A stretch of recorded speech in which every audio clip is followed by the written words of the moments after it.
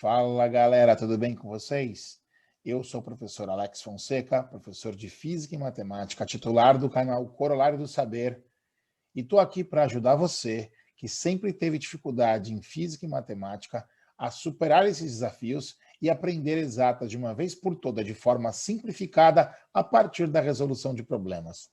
Neste vídeo, eu estou finalizando a resolução do Enem 2020, prova de Física. Bora comigo para o vídeo então.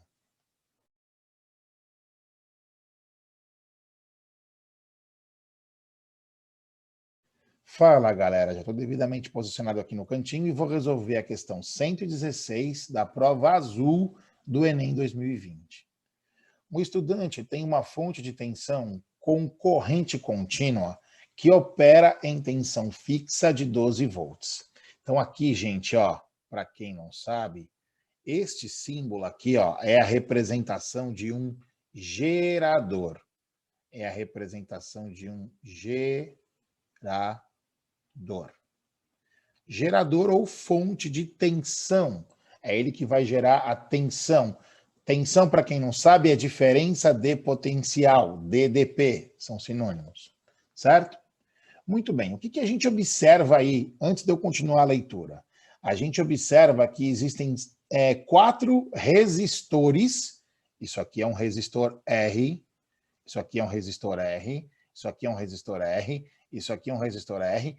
Existem 4 resistores idênticos de 100 ohms cada um, ligados em série. O que é uma ligação em série? Num caminho único. Elas estão ligadas nesse caminho único aqui, ó. Nesse caminho único. Ok? Vou apagar para despoluir. Bora continuar. Bora continuar a leitura. Como precisa alimentar equipamentos que operam em tensões menores, ele emprega 4 resistores de 100 ohms para construir um divisor de tensão. Obtém-se este divisor associando os resistores como exibidos na figura. Os aparelhos podem ser ligados entre os pontos A, B, C e D e E, dependendo da tensão especificada. Ele tem um equipamento que opera com 9 volts. Opera com 9 volts. Certo? E que tem uma resistência de 10 kΩ. Essa é a chave para resolver o exercício. Entre quais pontos do divisor de tensão esse equipamento deve ser ligado para funcionar corretamente e qual será o valor da intensidade da corrente nele estabelecida? Bom, vamos começar com a parte mais fácil, que é calcular a corrente estabelecida num aparelho que tem uma resistência de 10 kΩ e que vai ser ligado numa tensão de 9 volts. Essa é a parte mais fácil e já vai me ajudar a eliminar algumas alternativas. Para você que nunca viu ou para você que já viu, corrente elétrica I é a razão entre a diferença de potencial e a resistência, certo? Corrente elétrica é DDP por resistência. Isso é primeira lei de Ohm. Primeira lei de Ohm. Então, a corrente que vai se estabelecer no aparelho, se ele for ligado corretamente, é 9 volts, porque ele precisa ser ligado em 9 volts. E aqui eu tenho 10.000 ohms, 10 quiloohms, 10 a quarta ohms. Então, eu vou ter uma corrente de 9 vezes 10 a menos 4 amperes. Ok? 9 vezes 10 a menos 4 amperes. Quando eu olho para as alternativas, todas estão em miliamperes. Mili é 10 a menos 3. Mili é 10 a menos 3. Então, eu vou transformar 9 vezes 10 a menos 4 em 10 a menos 3. Quer ver? Ó? I é igual. Vê se você concorda comigo. 9 vezes 10 a menos 3 vezes 10 a menos 1. Continua a mesma coisa, certo? Isso é 10 elevado a menos 9 vezes 10 a menos 4. Acontece que eu posso trocar isso aqui, ó, pela palavrinha mili. Isso aqui em cima ainda é ampere. Então, aqui embaixo vai ficar assim, ó.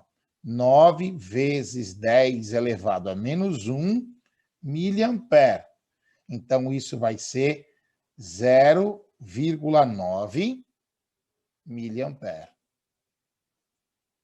Maravilha, eu já sei que a corrente que passa no aparelho, se ele for ligado corretamente, é de 0,9 miliampere. Então, olha que maravilha, eu já jogo fora a letra A, jogo fora a letra B, jogo fora a letra C. Aliás, se você está assistindo um vídeo meu pela primeira vez, deve estar percebendo que já tem uma alternativa marcada, porque eu recebi esta prova de um aluno meu para que eu pudesse desenvolver essa série de vídeos. No próprio dia do Enem eu já fiz o primeiro vídeo da série, tá? Se você não está inscrito no canal, dê um pause agora, se inscreva e siga a playlist de correção do Enem, onde eu faço isso de forma muito detalhada, tá bom? E tem também uma playlist de correção da FUVEST. Segue lá no canal. Bora continuar. Então, eu tenho que decidir agora entre a alternativa e a alternativa D. Vamos fazer o seguinte agora, ó. Vamos fazer o seguinte, eu só vou andar um pouquinho para o lado, para eu ter um pouquinho mais de espaço para resolver. Vamos fazer o seguinte, presta atenção aqui, gente. Como eu tenho 4 resistores em série, uma característica de uma associação em série é a seguinte. Presta atenção, hein? Se você nunca viu, você vai ver pela primeira vez. A associação em série eu já expliquei. Todos os resistores ligados no mesmo caminho. Então eu tenho aqui, ó, o meu gerador, certo? E tenho os meus 4 resistores. 1, 2, 3, 4. Certo? Presta atenção, gente. Se eu começar a contar aqui o potencial como 12 volts na saída do gerador, enquanto não tem resistência no caminho, o potencial não se altera. Então, na entrada do primeiro resistor, o potencial é 12 volts. E no final do último resistor, o potencial tem que ser o mesmo desse ponto aqui. E esse ponto tem 0 volt, certo? Então, aqui eu tenho 0 volt. Uma regra geral para associação em série é que a DDP nas extremidades da minha associação em série, certo? A DDP entre esse ponto que eu vou chamar de A e este ponto E, a DDP de A até E, ela tem que ser a soma das DDPs individuais em cada um dos resistores. Então, no meu resistor 1 aqui, ó, no meu R1, no meu R2, no meu R3 e no meu R4, eu vou ter pontos que já estão até marcados na figura do Enem. Ponto B, ponto C, ponto D, certo? Então, eu vou ter a DDP entre A e E como sendo a soma das DDPs em cada um dos resistores individuais. Então, eu vou ter a DDP AB mais a DDP BC mais a DDP CD mais a DDP DE. Certo? Mais a DDP DE. Como os resistores são todos iguais, vamos lembrar dessa lei aqui de novo, ó. Uma DDP, gente, se pegar essa fórmula aqui em cima e multiplicar em cruz, ó, uma DDP sempre vai ser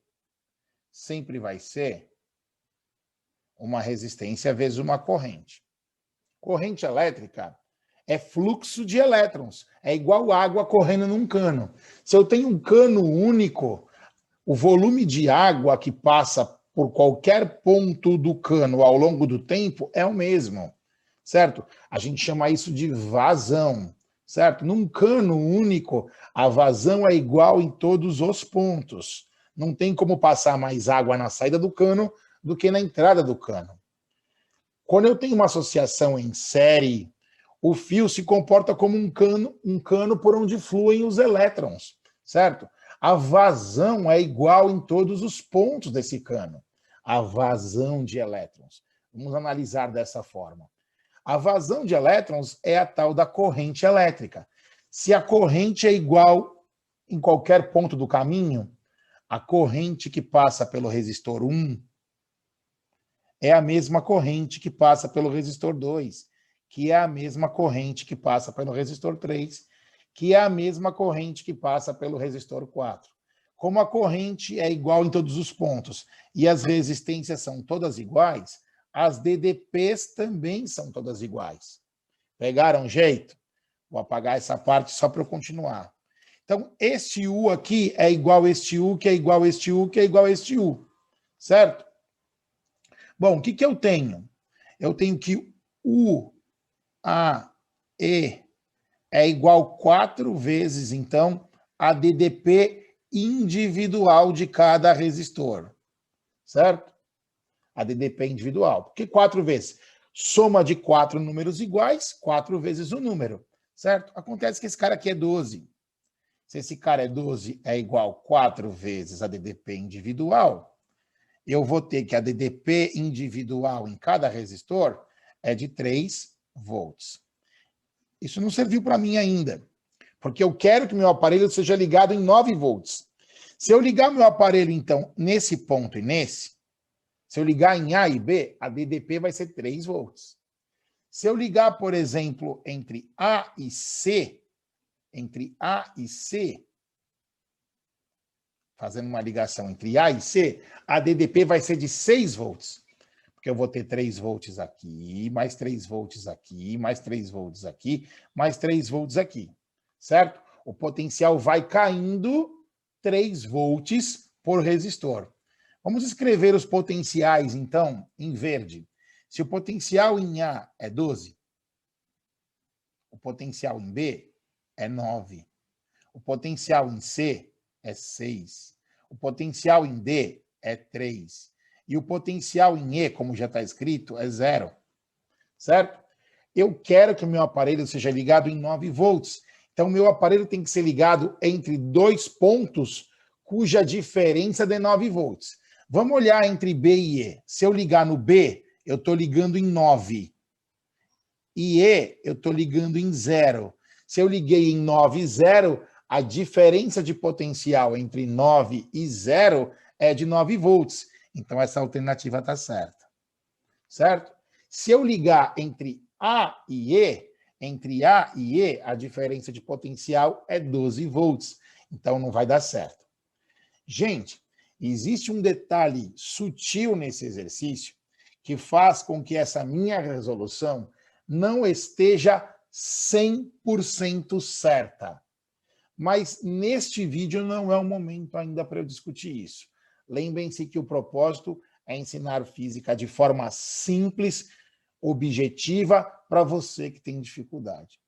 Se porventura você tem gostado, dê um pause, se inscreva no canal. Lembrem-se de ativar as notificações para que você possa receber meus novos vídeos. Em momentos oportunos, eu farei aulas específicas para avançar com a teoria, tá bom, turminha? Bora prosseguir, então.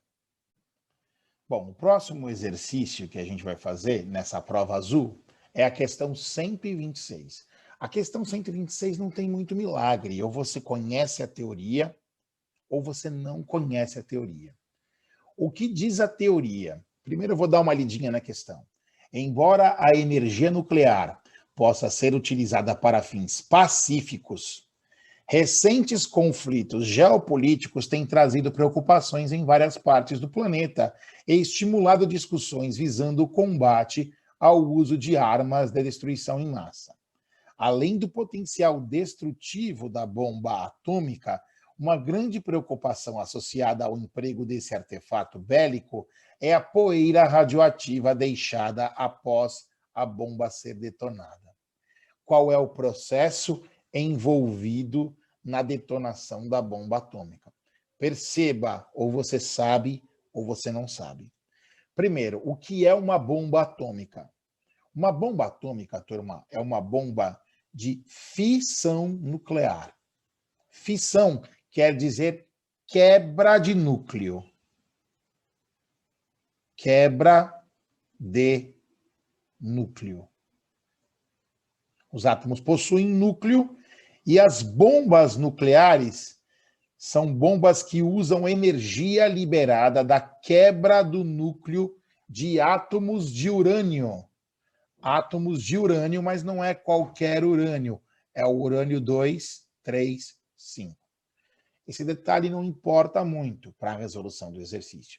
Você só precisa saber que tem a ver com quebra, com fissão do núcleo, certo? Quem provoca a fissão do núcleo? O átomo de urânio é um átomo instável. Ele é bombardeado com uma partícula chamada nêutron. Quando o nêutron penetra no núcleo, ele rompe esse núcleo fazendo uma reação química nuclear. Surgirão como subproduto dessa reação 3 novos nêutrons que serão expelidos com altíssima velocidade e vão penetrar nos núcleos de urânio vizinhos. Isso vai fazer uma reação em cadeia. Cada núcleo que vai quebrando, vai liberando 3 novos nêutrons, vai rolar uma reação em cadeia super descontrolada e super rápida que libera muita energia. Cada vez que um núcleo é quebrado, libera muita energia, certo? Então, vamos lá. Qual o processo envolvido na detonação dessa bomba? Fissão, quebra nuclear do urânio provocada por nêutrons? Tá certo, acabou, já era. A gente pode até ler as outras alternativas para discutir por que elas estão erradas. Fusão nuclear. Fusão é junção. Para que você evolui no seu conhecimento, onde ocorre fusão nuclear de forma espontânea? Nas estrelas. No Sol, por exemplo, 2 átomos de hidrogênio se juntam por conta das pressões enormes que existem no Sol, eles se juntam fazendo fusão nuclear, formando um átomo de hélio e liberando enormes quantidades de energia. Enormes. A FUVEST desse ano cobrou uma questão nesse sentido. Ela falou exatamente sobre isso. Depois dá uma olhadinha lá na minha playlist da FUVEST, tá bom? Bora lá. A letra C, desintegração nuclear do plutônio, certo? Desintegração é uma coisa que ocorre de forma espontânea. Um núcleo do átomo vai se desintegrando, formando os decaimentos de meias-vidas, que você já deve ter ouvido falar, certo? A associação em cadeia de chumbo provocada por pósitrons, nada a ver. Decaimento radioativo do carbono provocado por partículas beta, nada a ver, certo? Então, a resolução já foi descrita e a alternativa correta é a alternativa A. Bora continuar. Bom, turma, a próxima questão que eu vou fazer é a questão 128. A questão 128 é uma questão de física térmica. Ela diz o seguinte: mesmo para peixes de aquário, como o peixe arco-íris, a temperatura da água fora da faixa ideal, ou seja, entre 26 e 28 graus Celsius, bem como sua variação brusca, pode afetar a saúde do animal. Até aqui, tudo bem, tranquilo. Para manter a temperatura da água dentro do aquário na média desejada, utilizamos dispositivos de aquecimento com termostato. Termostato é um aparelho que vai ligar e desligar o dispositivo de aquecimento, certo? Por exemplo, para um aquário de 50 litros, pode-se utilizar um sistema de aquecimento de 50 watts, otimizado para suprir sua taxa de resfriamento. Essa taxa pode ser considerada praticamente constante, já que a temperatura externa ao aquário é mantida pelas estufas. Vamos entender o que ele acabou de falar? Eu preciso de um aquecedor de 50 watts para suprir o resfriamento do aquário, que seria de 50 watts se o termostato fosse desligado. Ou seja, 50 watts de aquecimento suprem o resfriamento. É isso que ele falou. Então, qual é a taxa de resfriamento desse aquário? Esse aquário se resfria a que potência de resfriamento? Potência de resfriamento igual a potência de aquecimento. Como a potência de aquecimento é 50 watts, a potência de resfriamento também é de 50 watts. Certo? E o volume do aquário é de 50 litros. Ele fala isso. O que mais? Ele fala que ele deu aí no problema, se a gente continuar lendo, vocês vão ver.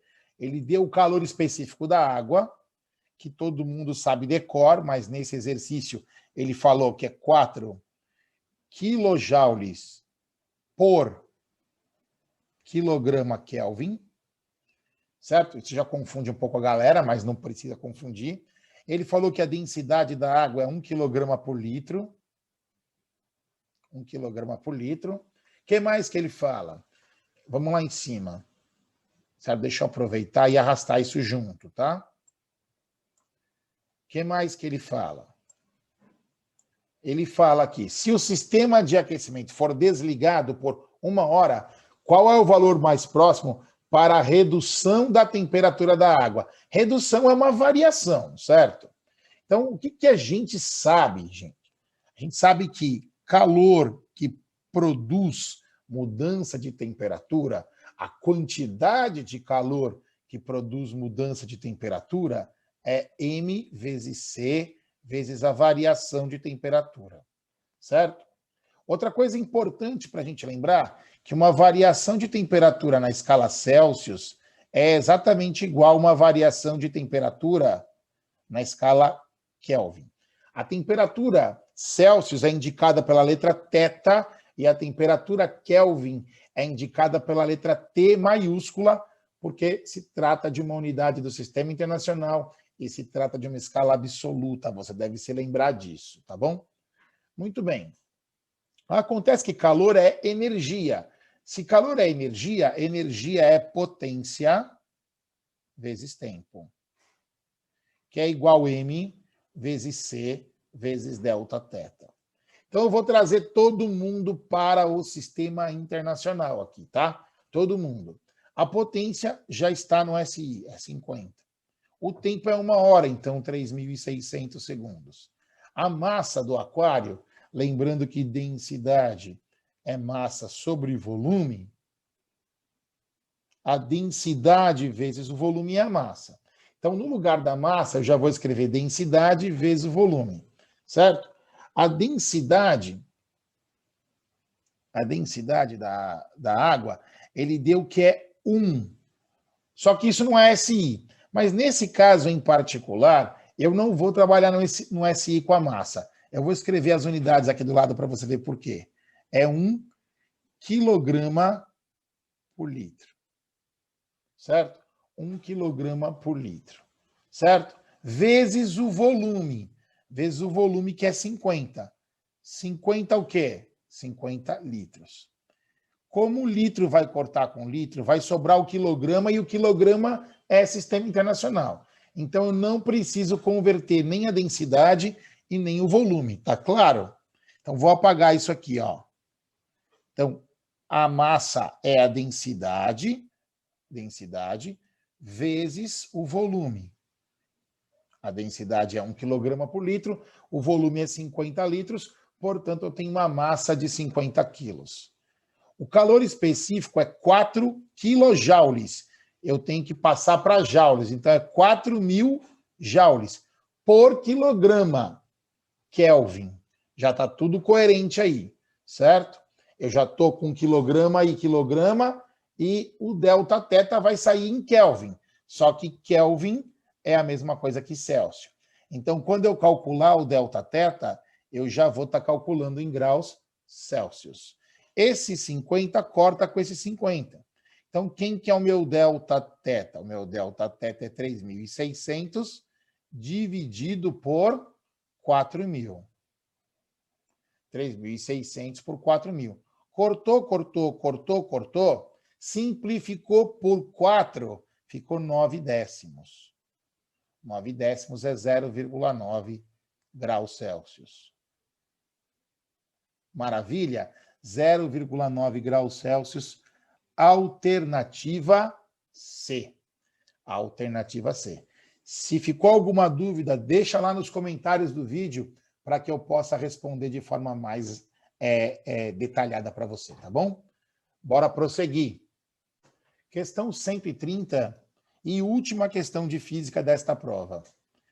Antes de eu finalizar, se você acha que esse vídeo está te ajudando de alguma forma, se inscreva no canal, ative as notificações e compartilhe nas suas redes sociais com seus amigos.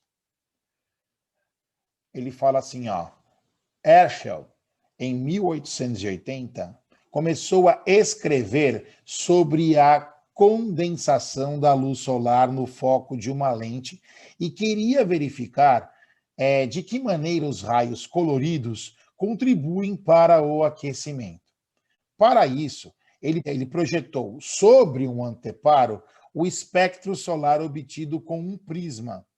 Colocou termômetros nas diversas faixas de cores e verificou nos dados obtidos que um dos termômetros iluminados indicou um aumento de temperatura maior para uma determinada faixa de frequências.